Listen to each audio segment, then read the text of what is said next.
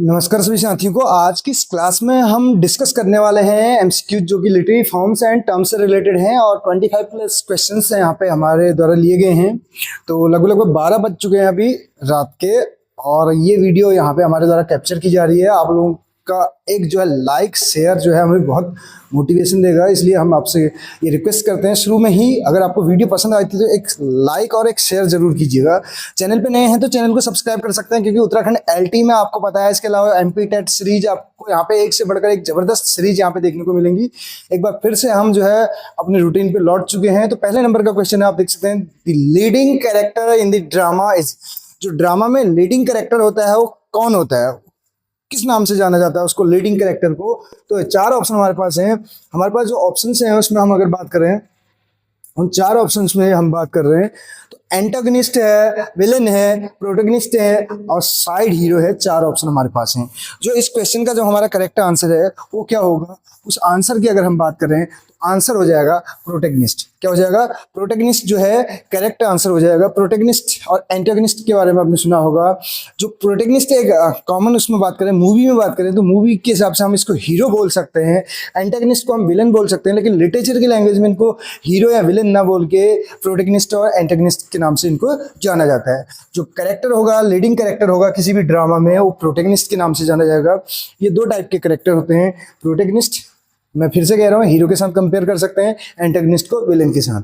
लेकिन इसके अलावा एक जो और मजेदार चीज यहाँ पे हम सीखने वाले हैं, एक आपने वर्क देखा होगा, aspects of the novel. Aspects of the novel, aspects of the novel करके आपने एक वर्क देखा होगा। ये किसका है? ये ई.एम. फॉस्टर साहब का, हमारे किसका है? ई.एम. फॉस्टर साहब का है। ई.एम. फॉस्टर का ये वर्क है और उसमें वो बात करते हैं दो प्रकार के जो हैं कैरेक्टर्स की। एक राउंड कैरेक्टर, ये एस्पेक्ट्स ऑफ द नोवेल में ये बात करते हैं कौन कौन से दो कैरेक्टर की, राउंड एंड दूसरे अगर बात करें तो फ्लैट कैरेक्टर की बात करते हैं। दूसरे नंबर का कैरेक्टर हो जाएगा फ्लैट। राउंड और फ्लैट कैरेक्टर की बात करें, अगर इन दोनों के साथ हम कंपेयर करें कि फ्लैट किसको हम कह सकते हैं, राउंड किसको कह सकते हैं। जब देखिए फ्लैट का मतलब है सीधी रेखा में, जब अगर कोई सीधे उसमें चलता है तो उसको हम जो है प्रोटैगनिस्ट के साथ कंपेयर कर सकते हैं। कंपेयर करने की बात कर रहा हूँ। जब फ्लैट की बात करें तो हम उसको प्रोटैगनिस्ट के साथ कंपेयर कर सकते हैं। राउंड घुमा फिरा के चालाकी करेगा तो कहीं ना कहीं एंटागनिस्ट, आप उसको वहां से कंपेयर कर सकते हैं। ये हमने बात की एस्पेक्ट्स ऑफ द नोवेल। इसमें दो टाइप के कैरेक्टर बताए गए हैं ई.एम. फॉस्टर साहब के द्वारा, जिसमें एक बताया गया है राउंड और दूसरा फ्लैट। लेकिन अगर जब नोवेल की बात करें तो उसमें आपने देखा होगा, ये ड्रामा की बात करें जो उसमें आपको मिलेगा, जिसको हमने हीरो के साथ कंपेयर किया मूवी के हिसाब से, प्रोटैगनिस्ट और दूसरा एंटागनिस्ट। उम्मीद करता हूं ये एक्सप्लेनेशन आपको समझ में आया होगा। अब बढ़ेंगे अगले क्वेश्चन की ओर। नेक्स्ट क्वेश्चन हमारे क्या कहता है, देखिए सेकंड नंबर का क्वेश्चन आपके सामने है और सीरीज बिल्कुल एकदम दमदार रहने वाली है। कहीं से कहीं तक आपको कोई दिक्कत नहीं आएगी। किसी भी टॉपिक से रिलेटेड अगर हम बात करें, हर एक टॉपिक को बहुत बारीकी से हमारे द्वारा कवर किया जाएगा, चाहे Uttarakhand LT, lecturer, UP TGT, PGT, कोई टॉपिक लिटरेचर का नहीं छूटने वाला। या ग्रामर की बात करें, बस ये शुरुआत है। आप लोगों का सहयोग जो है अगर हमें मिल जाए तो आने वाले समय में हम क्या करेंगे इस 1 या 2 महीने के अंदर ही आपको पता चल जाएगा। पीछे मुड़ने का नामो मतलब, एक बार जब स्टार्ट कर देते हैं then we don't look behind, we can say we don't leave any stone unturned. Chronicles which deal with events year after year are often called. जो क्रॉनिकल्स की बात की जा रही है, जो डील करते हैं किसी ऐसी घटना से जो एक के बाद एक जो है एयर से क्या करते हैं, डील करते हैं। कहने का मतलब उनको कहा जाता है, अक्सर उनको कहा जाता है क्रॉनिकल्स कहा जाता है, कोरल्स कहा जाता है, एनल्स कहा जाता है, पीरियड्स कहा जाता है। 4 ऑप्शन हमारे पास हैं, करेक्ट आंसर हमें बताना है इस क्वेश्चन को। तो जब एयर आफ्टर एयर की बात करें तो वो क्या हो जाएंगे, हमारे एनल्स हो जाएंगे, बी ऑप्शन। ध्यान दीजिएगा, हमने इस टाइप से भी ABCD कर रखा है। अब ऐसे मत देखिए ABCD करके, सीक्वेंस हमने चेंज कर रखे हैं, तो इस हिसाब से आपको देखना है। एनल्स उनको कहा जाएगा, कोई भी ऐसे क्रॉनिकल्स जो डील करेंगे एक के बाद एक साल से, तो वो हमारे एनल्स कहा जाएगा। नेक्स्ट उसकी ओर बढ़ते हैं। नेक्स्ट क्वेश्चन क्या कहते हैं, देखिए अगला क्वेश्चन हमारा क्या कहता है, थर्ड नंबर का क्वेश्चन। क्वेश्चन नंबर 3 आपके सामने है और थर्ड नंबर का जो क्वेश्चन है उसमें पूछा क्या जा रहा है, ये देखिए, इसमें पूछा जा रहा है the major character who stands directly oppose to the protagonist. एक ऐसा मेजर कैरेक्टर जो डायरेक्टली अपोजिशन में खड़ा रहता है, अपोज कह रहा है किसके, प्रोटेगनिस्ट के। हमने इसको कंपेयर हीरो से कराया तो उसका अपोजिट विलेन से हमने बताया था, लेकिन ये प्रोटेगनिस्ट लिटरेचर की लैंग्वेज में इसको हीरो विलेन नहीं कहा जाता है, इसको प्रोटेगनिस्ट कहा जाता है। तो जो विलेन है उसको क्या कहा जाता है, हमने कहा था उसको कहा जाता है एंटागनिस्ट कहा जाता है। इसलिए जो है ए ऑप्शन हमारा करेक्ट हो जाएगा। Move on to next question, अगले क्वेश्चन की ओर बढ़ेंगे। अगला क्वेश्चन क्या कहता है, देखिए अगले क्वेश्चन की ओर बढ़े। क्वेश्चन नंबर 4 था आपके सामने। सबसे बड़ी चीज ये है, अभी मैं बात करूँ आपको कुछ ही दिन पहले की, 1-2 दिन पहले की, मैंने 1 घंटे की लगभग क्लास यहाँ पे रिकॉर्ड की और बड़े मजे के साथ यहाँ पे पढ़ा रहा था। बहुत अच्छी क्लास, बड़ी दमदार ढंग से उस क्लास को प्रेजेंट किया गया था। लेकिन जब बाद में चेक करो तो वहाँ पे फ़ोन का स्टोरेज फुल हुआ था और वो वीडियो जो है आधे पे ही बंद हो गई। तो इसलिए कभी कभार मेरे को चेक भी करना पड़ता है। एक बार फिर से मैं चेक कर लेता हूँ क्योंकि डाउट रहता है मुझे। तो फिलहाल अभी ऐसी तो कोई दिक्कत मुझे नहीं लग रही है। तो अगर बात करें तो क्वेश्चन नंबर हमारा जो 4th है, इसका क्या हो जाएगा, it is very short tell. एक बहुत ही शॉर्ट टेल है, टेल कहानी। देखिए एक टेल और होता है, ये होमोफोन, टेल पूंछ है, ये टेल है स्टोरी। स्टोरी की बात करें, कौन सा स्टोरी, ये वाली कहानी वाली। एक स्टोरी की अगर हम बात करें तो इसी से मिलता जुलता दूसरा स्टोरी ये हो जाएगा जिसको बोलते हैं मंजिल। कौन सी मंजिल, बिल्डिंग वाली मंजिल। एक डेस्टिनेशन होती है, मेरी मंजिल है कहाँ, कुछ ऐसा गाना भी था, ठीक है, जो भी है। It is a very short tale which is told by a character, जो एक कैरेक्टर के द्वारा सुनाई जाती है इन लिटरेरी वर्क, साहित्यिक वर्क में, ठीक है।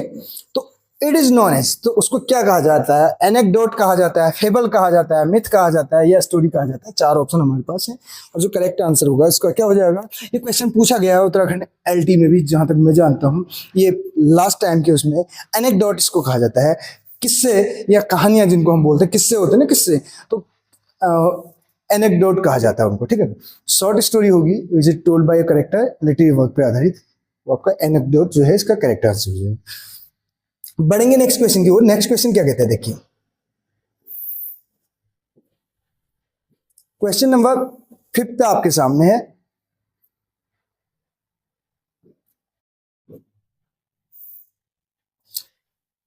An extended narrative which carries a second meaning along with its surface story is known as imagery, metaphor, dadism, allegory। 4 option हमारे पास है, हमें बताना है करेक्ट आंसर इस क्वेश्चन का। तो एक्सटेंडेड नैरेटिव है। नैरेटिव की बात करें तो जैसे आपने सुना होगा, नैरेटिव स्टोरी की बात करें या पोम में ही नरेशन वाली बात करें, जब जिक्र होता है कहीं पे कहानी का वर्णन होता है तो उसको हम बैलेड से रिलेटेड भी करते हैं। लेकिन ये क्या कह रहा है, narrative which carries a second meaning, जो इसकी जो है along with its surface story, जो सरफेस स्टोरी है उसके साथ साथ ये एक सेकंड मीनिंग की ओर इशारा करता है। तो इस टाइप की जो चीज़ें होती है उनको क्या कहा जाता है पता है आपको, उनको कहा जाता है एलेग्री कहा जाता है। एलेग्री, आप इसका एग्जांपल दूं मैं आपको, एनिमल फार्म, जॉर्ज ऑरवेल का एनिमल फार्म आपने सुना होगा। और एक तो हम एनिमल फार्म की बात कर रहे हैं और दूसरी बात करें एनिमल फार्म, और दूसरी चीज की अगर हम बात करें, ये तो किसका है, जॉर्ज ऑरवेल साहब का है, हमारे जॉर्ज ऑरवेल का है। नेक्स्ट अगर बात करें, एक और है जॉन बनियन, जॉन बनियन का है, यहाँ पे राइटर पहले लिख दिया हमने, ठीक है। जॉन बनियंस जो है पिलग्रिम्स प्रोग्रेस, पिलग्रिम्स प्रोग्रेस करके आपने सुना होगा। कब आ रखा है इसका पब्लिकेशन ईयर आपको बताना है। मैं आपको इतना बता दे रहा हूँ, ये रेस्टोरेशन एज में है, ये रेस्टोरेशन एज में है। और ये वर्क जो आपको देखने को मिलेगा रेस्टोरेशन पीरियड में देखने को मिलेगा। रेस्टोरेशन यानी कि ड्राइडन, एज ऑफ ड्राइडन जिसको कहा जाता है। और एज ऑफ ड्राइडन की अगर बात करें तो 1660 से लेके 1700, जो कि कॉमेडी ऑफ मैनर्स के लिए जानी जाती है जो, ठीक है। तो उसी उसमें आपको ये देखने को मिलता है 1667 में मिल्टन का वर्क आ रखा है। तो उसके बाद जो है कहाँ पे कौन से सन में आया हुआ है, मैं आपको इतना हिंट दे रहा हूँ, आप ये मान के चलिए 1675 से लेके 1680 के बीच में ही आ रखा है। बस समझ में तो आपको आ ही गया होगा मैं कौन से ईयर की बात कर रहा हूँ। लास्ट में बता के जाऊंगा इस क्वेश्चन का आंसर भी, अगर आप नहीं जानते तो लास्ट तक आप इस वीडियो को जरूर देखेंगे। मेटाफर पे ऑलरेडी हमने बात कर रखी है लास्ट वीडियो में, सिमिली और मेटाफर। सिमिली और मेटाफर को सीधे सिमिली और मेटाफर के रूप में नहीं पढ़ाया गया। मेटाफर का मतलब होता है रूपक, किसी को रूप दे देना किसी चीज के, सीधे डायरेक्ट जो है रूप दिया जाता है। तो हमने उसमें बताया है टेनर और व्हीकल के बारे में बता रखा है। आप उस चीज को, टेनर और व्हीकल क्या होता है अगर आपको जानना है तो आप जरूर मेटाफर वाली वीडियो देखिए हमारी, सिमिली और मेटाफर। उसमें आपको कुछ ऐसे की पॉइंट्स दिए गए होंगे, सिंपल से उसमें नहीं, हम फिर से बात कर रहे हैं, आपको ऐसे पॉइंट्स यहाँ पे देखने को मिलेंगे। Science English classes quality education के लिए जाना जाता है। ये चीज़ हम क्यों कह रहे हैं ये आने वाले समय में आपको पता चल जाएगा। और आप जाएंगे एमपी टेट सीरीज या उत्तराखंड एलटी वाली सीरीज में, लेक्चरर का भी हमने ऑलरेडी कोर्स करा रखा, लेकिन उसको नए सिरे से एक नए वे में प्रेजेंट किया जाएगा। कहीं से कहीं तक कोई दिक्कत नहीं आने वाली है, बस आपको जुड़ जाना है हमारी क्लासेस से। एज अ स्टोरी, अभी जो हाल ही में कुछ हमारे साथियों के द्वारा जो मैसेज आए थे वो एक लैंग्वेज को लेके आए थे, जो साउंड को लेके वो दिक्कत हो सकता है आज के डेट में ऑटो डब्ड वाली जो प्रॉब्लम आ रही है उसकी वजह से हो सकता है। आप अपने मोबाइल की सेटिंग भी चेक कर लीजिएगा। मैंने अपने मोबाइल से तो चेक कर लिया, मेरे मोबाइल में तो कहीं से कहीं तक कोई दिक्कत नहीं है, लेकिन हाँ बोर्ड में जब मैं चला रहा था तो उस टाइम पे दूसरी वहाँ पे साउंड मेरे को सुनने को मिल रही थी, तो मैंने उसकी सेटिंग चेंज कर ली है। एक बार आप देख लीजिएगा, फिर भी अगर दिक्कत आती है वो पुरानी वीडियो जिसमें अगर हम बात करें जो हमने नाउन से रिलेटेड बना रखी है या इससे पहले जो विलियम शेक्सपियर पे आधारित क्वेश्चन हैं उनसे रिलेटेड है, तो उसमें अगर कहीं पर दिक्कत है तो आप बता सकते हैं, ठीक है। अ स्टोरी, एक कहानी या एक पोम इन विच कैरेक्टर्स, जिसमें कैरेक्टर्स या सेटिंग जो है या इवेंट्स जो है स्टैंड फॉर अदर पीपल, दूसरे लोगों के लिए स्टैंड रहते हैं कहने का मतलब है। और इवेंट्स या घटनाएं फॉर एब्स्ट्रैक्ट आइडियाज, कुछ अमूर्त विचारों पे आधारित या क्वालिटीज पे आधारित इस नॉन एज उसको जाना जाता है। अभी हमने इससे पहले वाले क्वेश्चन में अगर आपने ध्यान दिया हो तो नरेटिव की बात की थी, एक स्टोरी जो बताती है, लेकिन वो स्टोरी क्या होती है सरफेस लेवल पे अलग होती है, उसकी डबल मीनिंग जो है वो अलग चीज होती है। स्टोरी तो हम जो हमें दिखाई जा रही है वो तो ठीक है, उसकी कुछ अलग, उसके अलावा उसकी सरफेस मीनिंग को छोड़ के कुछ अदर मीनिंग भी उसकी आती है, तो उसके लिए हमने पढ़ा था एलेग्री। तो यहाँ पे भी वही क्वेश्चन है, थोड़ा सा क्वेश्चन की लैंग्वेज घुमा दी गई है। देखिए कैरेक्टर्स हैं, सेटिंग्स हैं और इवेंट्स हैं, ये क्या करते हैं स्टैंड फॉर अदर पीपल, अन्य लोगों के लिए या अन्य इवेंट्स के लिए या अन्य एब्स्ट्रैक्ट आइडियाज या क्वालिटीज के लिए। तो वो उन चीजों को ना बता के अदर थिंग्स को बताती हैं कहने का मतलब है। तो इसमें क्या हो जाएगा आपका, तो इल्यूशन हो जाएगा, एल्यूशन हो जाएगा, एब्स्ट्रैक्ट हो जाएगा, एलिग्री हो जाएगा। तो इसका भी सिक्स था डी ऑप्शन करेक्ट हो जाएगा। बढ़ेंगे नेक्स्ट क्वेश्चन को। और लिस्ट ऑफ द वर्क्स बोला जा रहा है, list of the works of a particular author और ऑथर्स इज। तो किसी भी ऑथर के वर्क्स की एक पर्टिकुलर लिस्ट को क्या बोला जाता है, कैटलॉग बोला जाता है, बायोग्राफी बोला जाता है, बिब्लियोग्राफी बोला जाता है, बिब्लियोफाइल बोला जाता है। तो चार ऑप्शन हमारे पास है, हमें करेक्ट आंसर बताना है।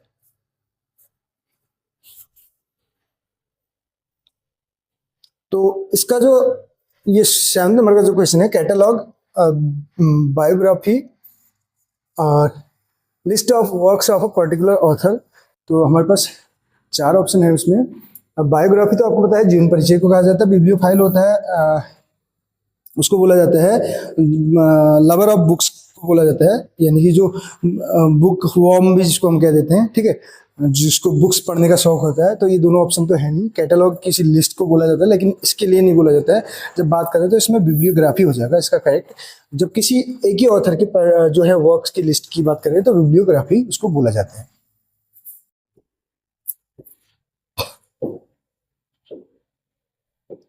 एट नंबर का क्वेश्चन आपके सामने है।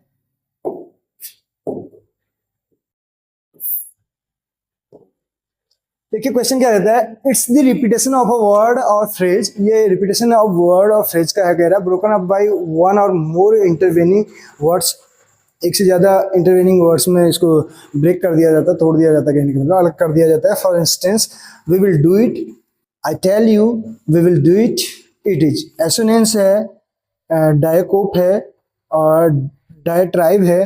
नन ऑफ दी, चार ऑप्शन हमारे पास है, हमें बताना है करेक्ट आंसर इस क्वेश्चन का। तो एक बार चेक कर लेते हैं, जो कि प्रॉपर है, वीडियो में कोई दिक्कत नहीं है। बार बार इसलिए मेरे को चेक करना पड़ रहा है कहीं मैं यहाँ पे पढ़ा रहा हूँ और पता चल रहा है जो है मेमोरी उसकी फुल ना हो जाए, क्योंकि बहुत सारी वीडियोज अभी अपलोड करनी बाकी हैं जो मोबाइल में ही है, बनाई गई हैं, लेकिन टाइम नहीं हो रहा है। जैसे टाइम होगा तो अपलोड भी करते जाएंगे। तो इस क्वेश्चन की अगर हम बात करें, रिपीटेशन ऑफ अ वर्ड और फ्रेज, किसी वर्ड और फ्रेज का रिपीटेशन बोला जा रहा है ब्रोकन अप बाई जो है वन और मोर इंटरवेनिंग वर्ड्स, जिसका एग्जांपल ये क्या दे रहा है, we will do it, I tell you, we will do it. Repetition हो रहा है, देखिए इसका रिपीटेशन हो रहा है, we will do it, we will do it. तो इसको क्या बोला जाता है, तो इसको बोला जाएगा डाई, का मतलब होता है टू। डाया वाला ऑप्शन देखिए, डाया दो ऑप्शन हमारे पास, तो बार बार यानी कि इसका रिपीटेशन हो रहा है, तो इसमें हमारा जो ऑप्शन हो जाएगा डाया कोप करके हो जाएगा, सी ऑप्शन इसका करेक्ट हो जाएगा। नेक्स्ट क्वेश्चन, 9 नंबर का क्वेश्चन। क्वेश्चन क्या कहते हैं, देखिए क्वेश्चन कह रहा है bildungsroman is a German term for, तो जर्मन टर्म है, इसका मतलब क्या होता है बिल्डिंग्सरूमा का,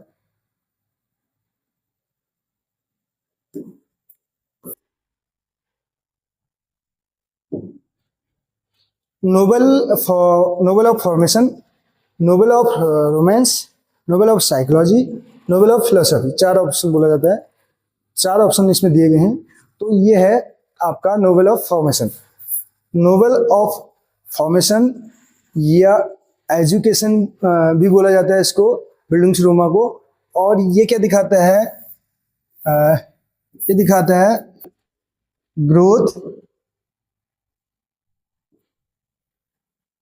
एंड डेवलपमेंट दिखाता है, growth and development of a character.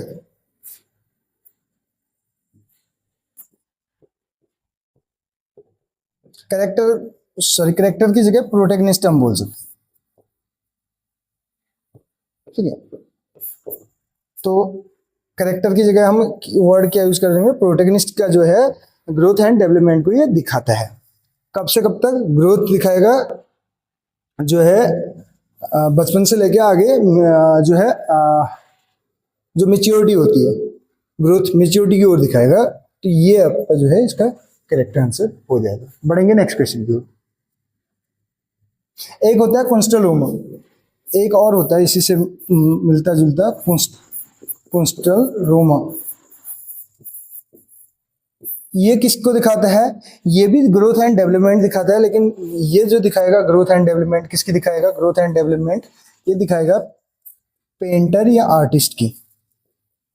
Painter या बोल सकते हैं, और बोल रहा हूं यहाँ पे आर्टिस्ट, पेंटर या आर्टिस्ट का दिखाएगा, ठीक है। ये चीज आपको ध्यान रखना है, कॉन्स्टलरोमा और बिल्डिंग्सरूमा, दो ये टर्म है आपके पास, ठीक। नोवेल ऑफ कमिंग एज भी इसको कहा जाता है, अगर इसी को बोलें तो नोवेल ऑफ कमिंग एज, आने वाली उम्र, यानी कि आने वाली का मतलब ग्रोथ दिखाएगा, डेवलपमेंट दिखाएगा, ठीक। नेक्स्ट क्वेश्चन आपके सामने, क्वेश्चन नंबर 10 क्या कहते हैं, 10 नंबर का क्वेश्चन क्या कहते हैं, देखिए आर्ट फॉर आर्ट से किस एसोसिएटेड, तो किससे जुड़ा हुआ है, ये तो आपको पता है, बहुत ही आसान सा क्वेश्चन है।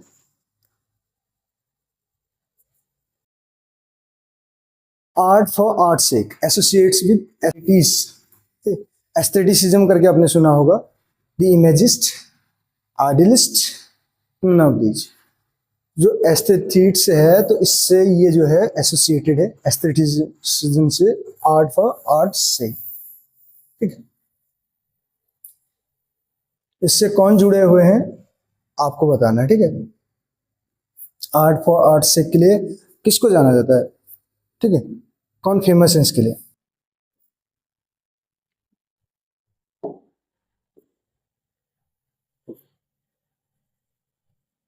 एटीन 90s का दशक आपको पता होगा, ठीक, उसी में है। जो हमने जॉन बनियन का पिलग्रिम प्रोग्रेस बोला था 1678 है उसका, आप उसको भी याद कर सकते हैं, हमने कहा था उसको बताते हुए चलेंगे। ये देखिए सामने बात उसी की कर रहे हैं और वही क्वेश्चन सामने। बनियंस का पिलग्रिम प्रोग्रेस एजेंट, तो क्या है ये इंस्टेंट किसका है? इसमें चार ऑप्शन होंगे, इसमें भी हमारे पास क्या होंगे? चार ऑप्शन होंगे। अभी नीचे इसमें दो ऑप्शन और होंगे मेरे हिसाब से। ये देखिए एलेगरी, इमेजरी, मेटाफर एंड डेडेज्म करके है। तो इसका जो करेक्ट आंसर है वो आपको पता है एलेगरी है। इसका करेक्ट आंसर क्या हो जाएगा? एलेगरी इसका करेक्ट आंसर हो जाएगा। एलेगरी इसका करेक्ट आंसर, ये इसका करेक्ट आंसर हो जाएगा। ठीक है, ये इसको हम ऊने करके इसको बैक कर रहे हैं।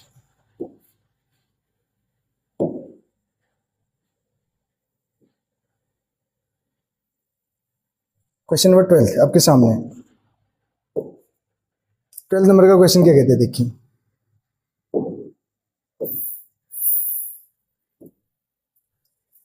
और रेफरेंस टू, क्या बोला जा रहा है? और रेफरेंस टू समवन और something that is known for history, literature, religion, politics, sports, science and another branch of literature is illusion कहलाता है, फ्यूजन कहलाता है, illusion कहलाता है, confusion कहलाता है। चार ऑप्शन हमारे पास है, हमें बताना करेक्ट आंसर।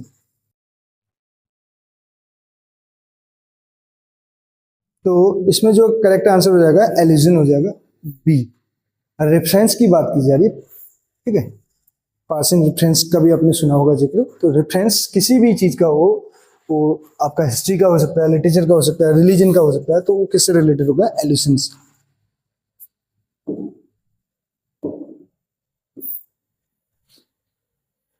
जैसे आपने हैमलेट के भी रेफरेंस के बारे में सुना होगा,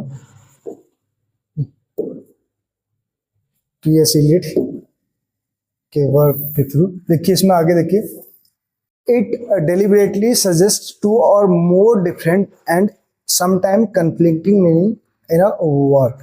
It is, तो क्या बोल रहा है? deliberately, जानबूझकर सजेस्ट करता है टू और more different and sometime conflicting meanings जो है इन अ वर्क। इट इज क्या है? पन है, एम्बिगिटी है, पैराडॉक्स है, या पॉलीफोनी है। चार ऑप्शन हमारे पास हैं, करेक्ट आंसर हमें बताना है। अभी तो कोई दिक्कत नहीं, प्रॉपर चल रहा है। तो इसके अगर करेक्ट आंसर की हम बात करें, जब एक से ज्यादा मीनिंग की बात आए तो आपने सुना होगा एम्बिगिटी, एम्बिग्यूअस। तो एक से ज्यादा जिसकी मीनिंग होती है तो एम्बिगिटी उसको बोलते हैं। बहुत ही आसान सा है, सी ऑप्शन इसका करेक्ट हो जाएगा। क्वेश्चन नंबर 14 क्या कहता है? एनाग्रेसिस, सॉरी देखिए एनाग्नोसिस करके है। थोड़ा सा लेट नाइट भी है, थकान भी इतनी हो चुकी है क्योंकि ऑफलाइन क्लासेस के बाद ये अभी वो कर रहे हैं। इससे पहले भी एक वीडियो हम ऑलरेडी कैप्चर कर चुके हैं। एनाग्नोसिस क्या बोल रहे हैं? एनाग्नोसिस इज ए टर्म, ये टर्म है यूज किया गया है एरिस्टोटल के द्वारा। किसके द्वारा यूज किया गया है? अरस्तु के द्वारा यूज किया गया है। अरस्तु, प्लेटो और सुकरात के बारे में तो आपने उत्तराखंड एलटी के टाइम पे भी पढ़ाई होगा। तो इसका मतलब क्या है एनाग्नोसिस का मतलब? ऑप्शन आपके सामने चार, करेक्ट आंसर इसका बताना है। देखिए रिकॉग्निशन और डिस्कवरी हो गया, ट्रेजिक फ्लो हो गया, मार्सियन, वन ऑफ दीस चार ऑप्शन करेक्ट आंसर हमें बताना है। रिकॉग्निशन की बात चल रही है, पहचान या डिस्कवरी, खोज के बारे में। ट्रेजिक फ्लो है नहीं, अलग है। ट्रेजिक फ्लो ये है आपका नन ऑफ दीज इसमें से है नहीं। तो आपको पता है एनाग्नोसिस का मतलब ही होता है रिकॉग्निशन होता है। ए ऑप्शन इसका करेक्ट हो जाएगा। नेक्स्ट क्वेश्चन देखिए, 15 नंबर का क्वेश्चन क्या कहते हैं?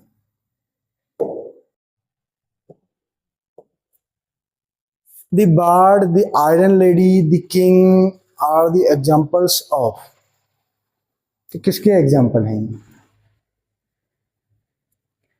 तो ये बार्ड, आयरन लेडी, किंग, ये जो है एग्जाम्पल किसके हैं? स्पूनरिज्म, एंटोनिमेसिया, सी ऑप्शन है, ध्यान दीजिएगा। बी है ट्रांसफर एपिथेट, और नन ऑफ दी। जिसके थोड़ा सा ऑप्शंस सीक्वेंस गड़बड़ाया है, लेकिन हम जो है अपने आंसर में ना गड़बड़ाएं, इसके लिए हम जो है इसका करेक्ट आंसर दे रहे हैं। ऑप्शन नंबर सी इसका हो जाएगा। एंटोनोमेसिया कहा जाता है इसको, एंटोनोमेसिया कहा जाता है। ये जो आपको the bard, the iron lady, the king, इस टाइप की जो एग्जाम्पल है लिटरेरी टर्म्स में अगर बात करें तो इसको एंटोनोमेसिया कहा जाता है। ट्रांसफर एपिथेट भी क्या होता है, एडजेक्टिव का ही काम करता है, उसके बारे में ऑलरेडी हम बता चुके हैं अपनी पुरानी वीडियोज में। आप लिटरेरी टर्म्स वाली क्लास जरूर देखिएगा, उत्तराखंड एलटी के टाइम पे भी हमने बताया गया था हमारे द्वारा। The term used for the use of an old और ऑब्सोल्यूट वर्ड एडियम ऑफ हॉमिज। तो पुराने उसके लिए बोला जा रहा है, बहुत ही आसान सा है, बहुत कुछ करने की जरूरत नहीं है। यूज्ड फॉर द ओल्ड और ऑब्सोल्यूट वर्ड, तो उसके लिए यूज किया जाता है आर्केजिम, ठीक है। तो ये करेक्ट हो जाएगा 16 का ए। नेक्स्ट क्वेश्चन की ओर बढ़ेंगे।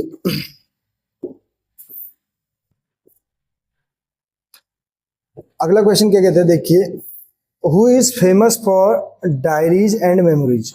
डायरीज एंड मेमोरीज के लिए कौन फेमस है? डायरीज और मेमोरीज के लिए आपको पता है, ये भी थोड़ा सा ऑप्शंस इसमें जूम करने के चक्कर में या वो करने के चक्कर में थोड़ा सा इधर उधर होके इसको चाहे तो एडिट कर सकते हैं, लेकिन मुझे नहीं लगता कोई इतनी बड़ी दिक्कत आ रही है इससे। डायरीज वगैरह के लिए सैमुअल पेपीज को जाना जाता है, सी ऑप्शन करेक्ट हो गया।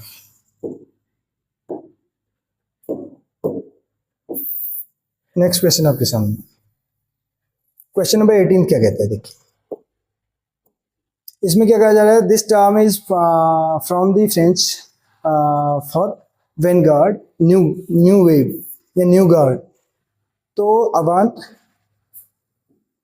ग्रेड लिखा है, अवांत गार्डे करके था, ठीक, GARD था में भी, आप इसको करेक्ट कर लीजिएगा। फ्री वर्स है जिसमें राइम, जिसमें वर्स भी सॉरी जिसमें नो राइम बोलते हैं, और जिसमें राइम और वर्स ना हो, जिसमें सिर्फ वर्स ही हो तो उसको ब्लैंक वर्स, और वर्स लिबरे फ्री वर्स का ही दूसरा नाम है, ठीक है। वर्स की लिबर्टी होगी इसमें, ठीक है। फादर ऑफ फ्री वर्स के रूप में जाना जाता है किसको? वॉल्ट विटमैन को जाना जाता है, अमेरिकन है। लीव्स ऑफ ग्रास करके पोइट्री कलेक्शन भी है इनका, आपने सुना होगा। एनिमल्स करके इनकी एक पोम थी क्लास 10th में एनसीईआरटी इंग्लिश में, जो कि अभी फिलहाल हटा दी गई है।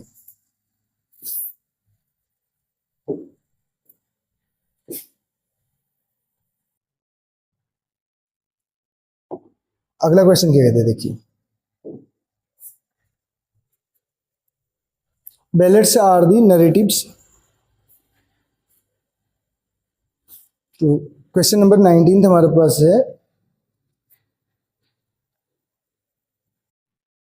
Ballads are the narrative species of women song, folk song, monologue, society song. तो ये है फोक सॉन्ग करके हो जाएगा, आप इसके बारे में पढ़ा भी होगा। सी ऑप्शन करेक्ट हो जाएगा, फोक सॉन्ग। यहीं पे लिख दे रहा हूँ, फोक सॉन्ग्स। क्वार्ट्रेन होता है इसका जो स्टेंजा होता है बैलेट का, और हमने बताया था जो पहली सॉरी पहली नहीं पहली तीसरी मैच कर भी सकती है, नहीं भी, लेकिन दूसरी और चौथी जरूर राइम करेगी, ये आपको ध्यान रखना। ये तीसरी है, दूसरी और चौथी जो है राइम करती है। यानी कि अगर ये ए है तो ये बी है, ये सी है तो ये बी है, ए बी सी बी ऐसे करके। ए बी भी हो सकता है, ए बी सी बी हो सकता है। 4 लाइन का स्टेंजा यानी कि क्वार्ट्रेन फॉर्म में ये होता है। बैलेट पे ऑलरेडी वीडियो बन चुकी है, देख सकते हैं आप उसको, 2 बार बना रखी है। इवन न्यू उसमें भी आपको देखने को मिल जाएगी, जो इसमें हमने डिजिटल बोर्ड के थ्रू भी उन चीज़ों को समझाया है। Pulitzer prize is awarded by, किसके द्वारा ये दिया जाता है? अमेरिकन गवर्नमेंट के द्वारा, council of American art and letters, the Ford foundation, Columbia university न्यूयॉर्क। 4 ऑप्शन हमारे पास है, करेक्ट आंसर हमें बताना है।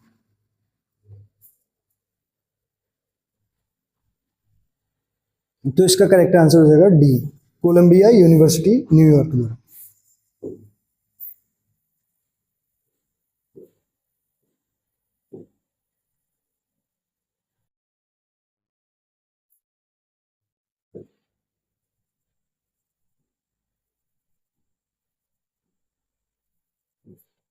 ट्वेंटी वन नंबर का क्वेश्चन आपके सामने है। क्या कहता है क्वेश्चन, देखिए,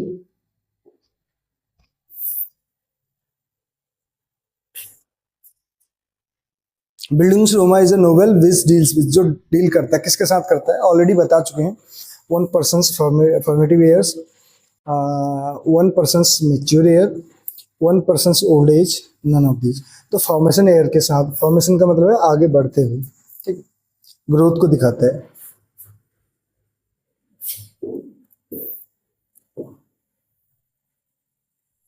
22वें नंबर का क्वेश्चन आपके सामने है, क्या कहते हैं देखिए। Lytton Strachey the biographer of Charles Dickens, Queen Anne, Queen Victoria और क्वीन एलिजाबेथ। चार ऑप्शन है हमारे पास, करेक्ट बताना। Question number 22।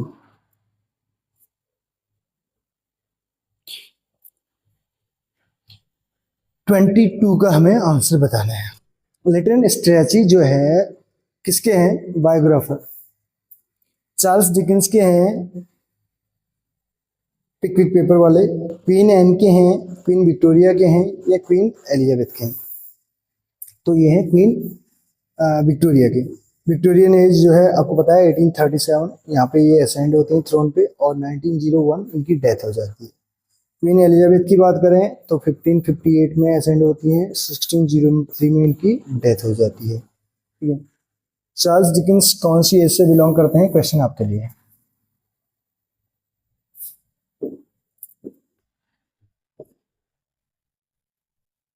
23rd नंबर का क्वेश्चन क्या कहते हैं देखिए। Who wrote Lives of English Poets? Lives of the most eminent English poets, simply Lives of the Poets. तो Lives of the English Poets ये किसने वो कर रखा है? दो ऑप्शन तो हमारे पास यहीं पे हैं, बेन जॉनसन, सैमुअल जॉनसन। इसके अलावा अदर ऑप्शन जो है हमारे पास नीचे हैं भी, मैं आपको यहाँ पे दिखा रहा हूँ। ये है ब्यूमॉन्ट और नन ऑफ दीज, ब्यूमॉन्ट और नन ऑफ दीज। तो ये आपको कुछ करने की जरूरत नहीं है, ऑप्शंस जो है ये थोड़ा सा हमने इसका फॉन्ट बढ़ाया था, क्योंकि जब बात करें लैपटॉप से या मोबाइल से पढ़ाते थे तो फॉन्ट छोटा सा, इसका साइज छोटा कर रखा था। उसके बाद थोड़ा सा सीक्वेंस की कभी जहाँ पे दिक्कत आ रही है, तो इसका जो करेक्ट आंसर हो जाएगा लाइव्स ऑफ इंग्लिश पोएट वगैरह, ये जो अगर इसकी बात करें तो ये बेन जॉनसन नहीं है, सैमुअल जॉनसन है, डॉक्टर सैमुअल जॉनसन, डिक्शनरी वाले, ठीक। बेन जॉनसन जो है ये फर्स्ट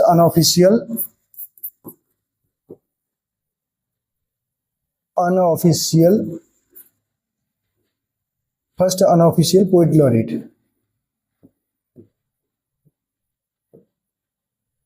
और ऑफिशियल की बात करें जो जॉन ड्राइडन हो जाएंगे। डॉक्टर जॉनसन के नाम पे एज भी है, आपको पता है होनी चाहिए। उस एज का टाइम पीरियड क्या है वो आपको बताना है, डॉक्टर जॉनसन की एज का। 1785 तक चलती है एज, 1745 से आगे। तो iambic pentameter burst of 5 feet in its unrhymed form is known as। आपके चार ऑप्शन हमारे पास हैं यहाँ पे, free verse, point verse, vers libre, ये ब्लैंक वर्स। iambic पेंटामीटर की बात की जा रही है, तो इसका जो करेक्ट आंसर हो जाएगा ब्लैंक वर्स हो जाएगा, डी ऑप्शन करेक्ट हो जाएगा। नेक्स्ट लास्ट क्वेश्चन है 25th नंबर का।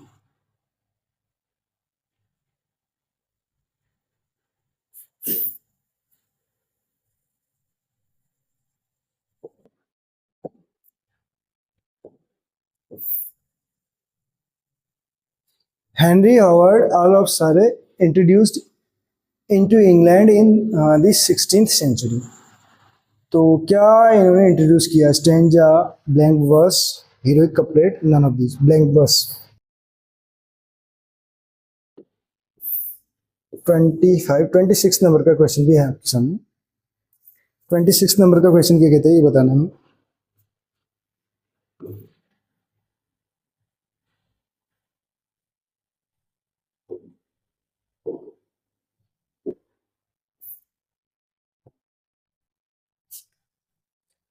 Brief description which appears on the jacket of a book is. एक शॉर्ट यानी कि बोल सकते हैं नटसल में डिस्क्रिप्शन होगा किसी भी चीज का वर्णन, which appears on the jacket of a book.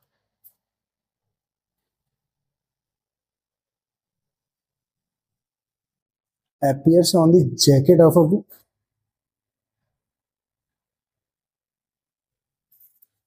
तो इसको वर्सो भी नहीं कहा जाता है, फोलियो तो अलग है, क्वार्ट्रेन, 4 लाइन की स्ट्रेंजा, ब्लर भी इसका करेक्ट आंसर हो जाएगा। बी ऑप्शन इसका करेक्ट आंसर होगा।